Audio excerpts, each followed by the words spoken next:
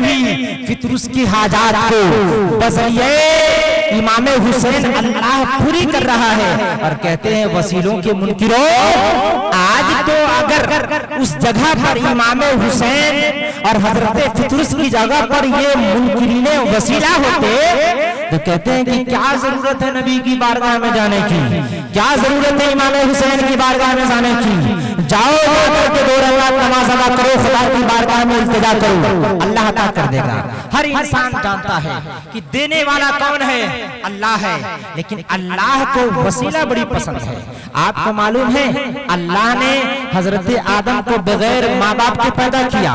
اللہ چاہتا تو ہر انسان کو بغیر ماں باپ کے پیدا کرتا، لیکن اللہ نے وسیلے کو رکھا، اور کہتے ہیں وسیلہ خدا کو بہت پسند ہے۔ اللہ چاہتا تو ڈائریکٹ نبی پر قرآن کو نازل کر دیتا، لیکن بیچ میں جبریل امین کو رکھا گیا۔ اللہ چاہتا تو نمازوں کا جو ذریعہ، نمازیں جو ہمیں تحفے میں ملی، اللہ چاہتا تو ڈائریکٹ ادا کر دیتا، لیکن کہتے ہیں نہیں، معراج پہ بلایا گیا، جبریل امین آئے، اور آنے کے بعد حضور کو لے کر کے گئے اور پورے معاملات کو انجام دیا گیا۔ بتانے کا مقصد یہی ہے کہ یہ ہے حضرت امام حسین جو 3 دن کے ہیں، اور 3 دن میں امام حسین کے کمالات ایسے ہیں کہ صرف ان کے جسم سے فطرس نے اپنے جسم کو مس کیا، فطرس نے اپنے جسم کو ٹچ کیا تو کہتے ہیں اللہ نے لباس ملکوتیت کو بھی عطا کر دیا اور سرداری بھی عطا کر دی۔ تو یاد رہے، ہم لوگ صرف و صرف امام حسین کا نعرہ لگاتے ہیں، ہم لوگ صرف و صرف امام حسین جہاں محرم آیا علم کو بلند کیے، تعزیے کو اٹھائیں اور گلی گلی کوچے کوچے چلنے شروع ہو گئے۔ لیکن میرے نوجوانوں یاد رہے، تعزیے کے واقعات کو آپ سننا چاہتے ہیں کہ تعزیہ کا کیا معاملہ ہے؟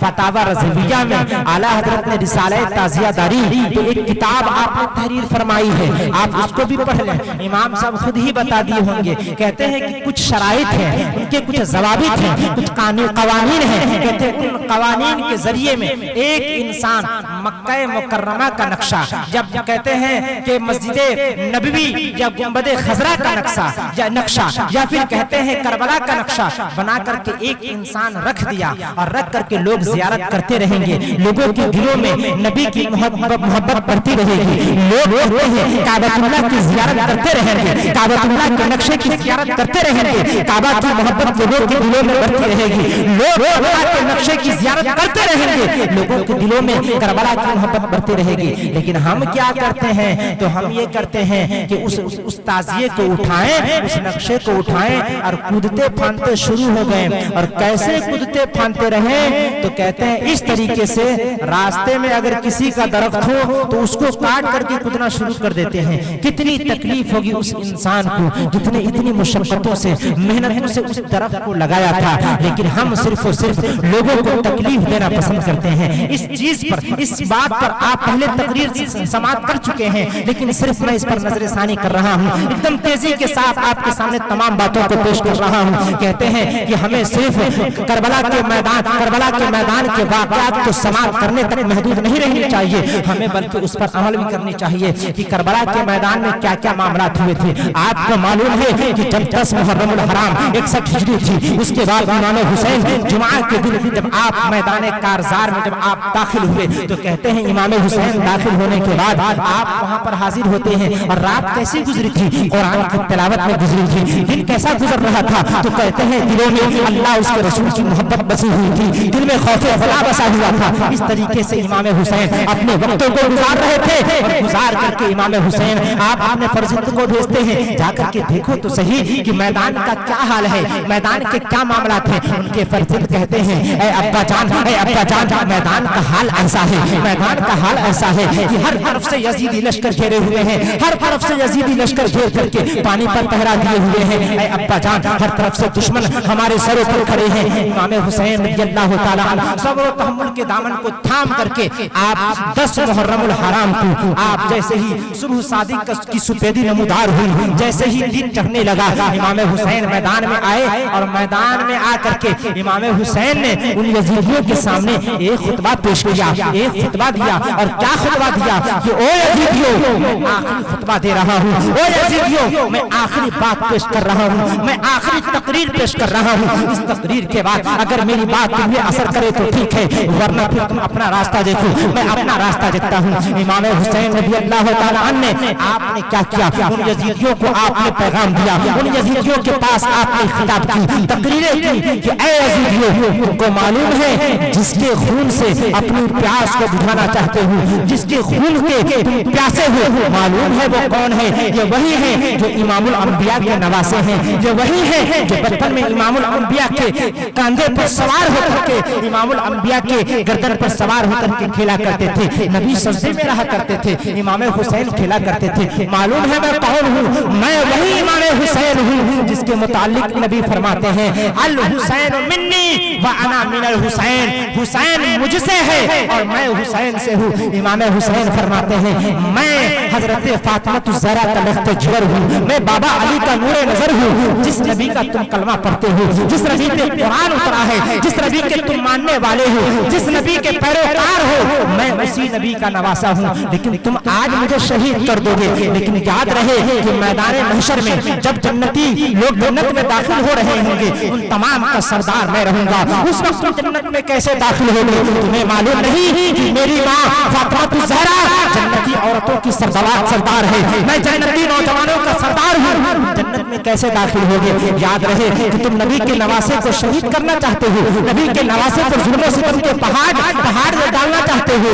याद रहे अभी भी वक्त है, तबाह ताइब कर लो, अपने कदम को पीछे हटा लो, और मैं तुमसे वादा करता हूँ कि मैं इमाम हुसैन नबी का नवासा, अगर तुम आज अपने कदम को पीछे हटा लिए तो मैं बरोज़े महशर नबी की बारगाह में अपने हाथों को बुलंद करके कहूंगा या रसूलल्लाह आप इसकी बख्शिश फरमा दीजिए, आप इसकी बख्शिश फरमा दीजिए, या रसूलल्लाह इसे आप जन्नत का मुस्तहिक बना दीजिए। ऐ यजीदियों लेकिन तुम अपने कदम को पीछे हटा लो। लेकिन यजीदियों ने नहीं सुनी, यजीदियों ने इमाम हुसैन की एक बात भी नहीं सुनी, और यजीदी क्या कहने लगे? वो ये कहने लगे ऐ इमाम हुसैन अपनी जान को छुड़ाने के लिए इस तरह की तकरीर कर रहे हो, अपनी जान को बचाने के लिए इस तरह की तकरीर कर रहे हो। याद रहे तुम्हारी तकरीर का असर मुझ पर नहीं पड़ने वाला है, तुम्हारी बातों का असर मुझ पर नहीं पड़ने वाला है। इमाम हुसैन रज़ी अल्लाह तआला अन्हु ने जब आपने देखा कि जब ये लोग यजीदी इमाम हुसैन की बातों को तस्लीम नहीं कर रहे हैं, आपकी बातों को नहीं मान रहे हैं, इमाम हुसैन रज़ी अल्लाह तआला अन्हु जब उधर से तीर की शुरुआत की गई,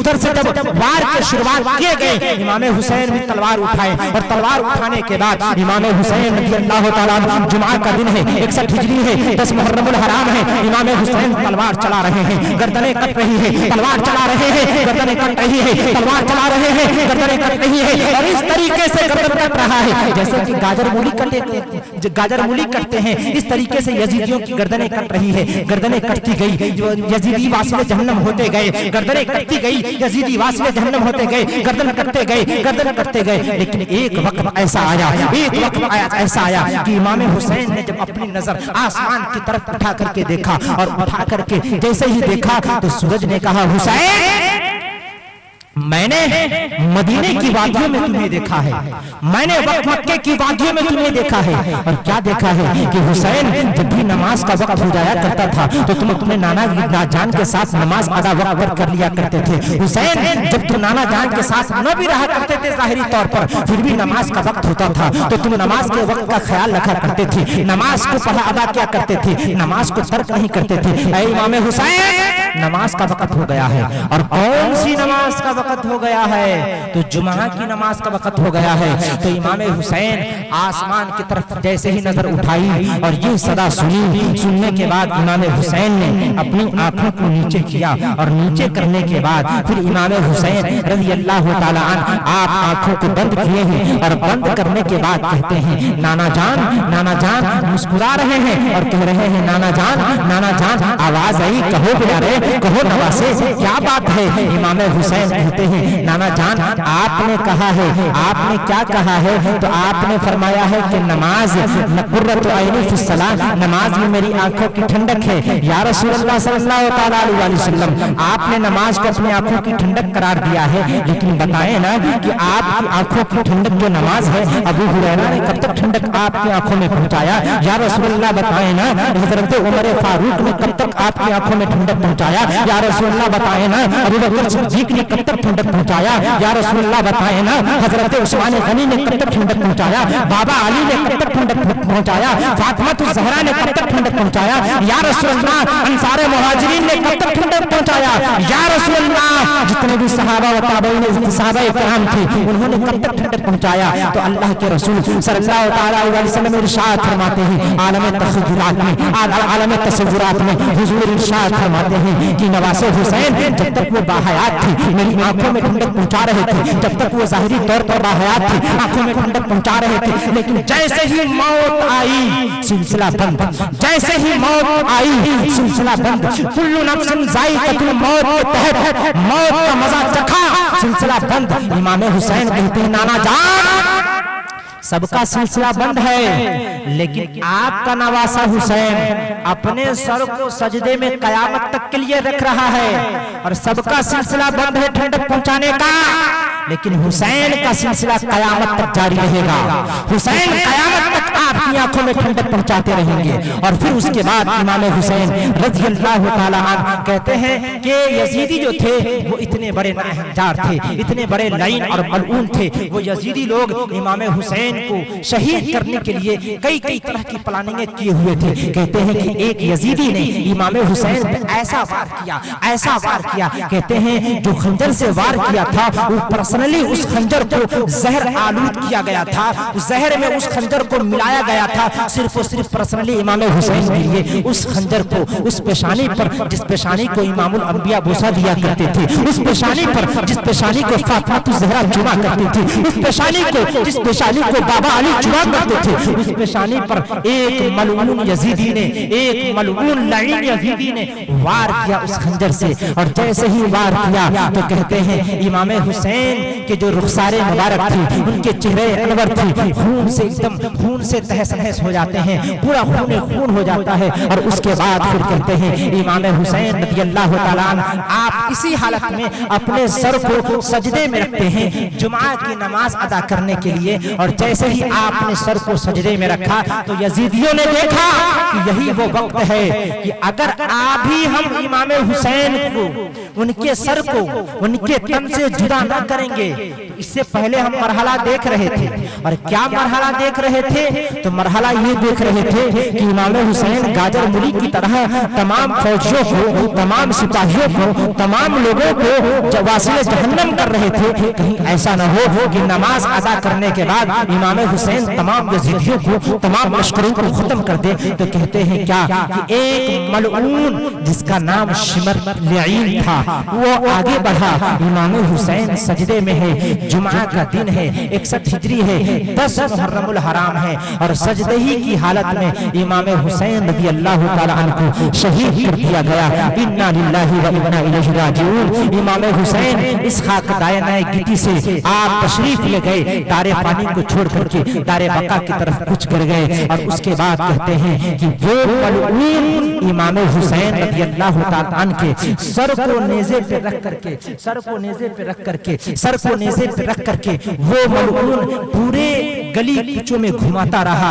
امام زین العابدین کی ہاتھ میں ہتھکڑیاں ڈال کر کے پورے گلی کوچوں میں گھماتا رہا۔ اور پچھلی بار بھی یہ والے جو ابھی بات بتانے جا رہا ہوں، پچھلی دفعہ بھی بتایا ہوں، لیکن صرف اور صرف آپ کے سامنے یہ بات پہ اعادہ کر رہا ہوں تاکہ آپ کی ذہن ایک دم تازہ ہو جائے اس واقعات کو سماعت کرنے کے بعد۔ کہتے ہیں کہ امام زین العابدین کی ہاتھ میں بیڑیاں ڈالی گئی، پاؤں میں بھی بیڑیاں ڈالی گئی، ہاتھ میں ہتھکڑیاں ڈالی گئی، پاؤں میں بیڑیاں ڈالنے کے بعد امام زین العابدین کو قیدی بنا کر लेके जा रहे थे। इमाम हुसैन के सर को नेज़े पर रख कर लेके जा रहे थे और जा रहे थे तो साथ में ढोल बजाते लेके जा रहे थे, ढोल बजाते खुशी खुशी में लेके जा रहे थे। ढोल बज रहा है, इमाम ज़ैनुल आबिदीन को कैदी बना कर लेके जा रहे हैं। ढोल बज रहा है, इमाम हुसैन को सर को नेज़े पर रख कर लेके जा रहे हैं, जा रहे हैं, जा रहे हैं। इमाम ज़ैनुल आबिदीन को चिढ़ा भी रहे हैं, इमाम ज़ैनुल आबिदीन को चिढ़ा रहे हैं। जैसे ही कहते हैं यजीद के शाही महल के पास पहुंचे, ढोल तेज से बजाने लगे, इमाम ज़ैनुल आबिदीन को चिढ़ाने लगे। इतने में आजान की आवाज की सदा बुलंद होने लगी,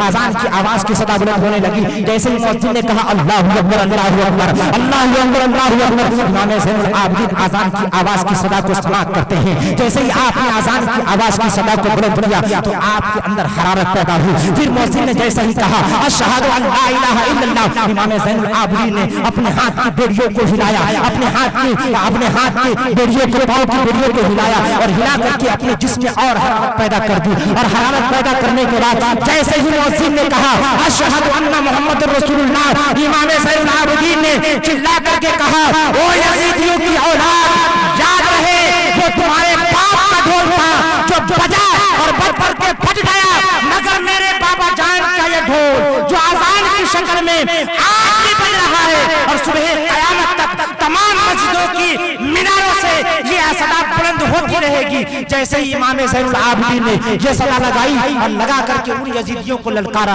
और ललकार करके उनके चेहरे पर एक थप्पड़ मारा और थप्पड़ मारने के बाद कहते हैं इमाम ज़ैनुल आबिदीन रज़ी अल्लाह तआला अन्हु के साथ उन लोगों ने भी बहुत बुरा सलूक किया। और सिर्फ यहीं तक नहीं, कहते हैं कि इमाम हुसैन रज़ी अल्लाह तआला अन्हु के घराने वालों के साथ भी उन लोगों ने बहुत बुरा सलूक किया। और उसके बाद फिर कहते हैं कि क्या क्या मामलात हुए करबला के, किस तरह मामलात इमाम हुसैन के शहीद इमाम हुसैन के घराने वालों के साथ पेश हुए थे। तो कहते हैं इंशाअल्लाह तबारक व तआला फिर कभी वक्त मिलेगा, फिर कभी मौका मिलेगा तो बताऊंगा।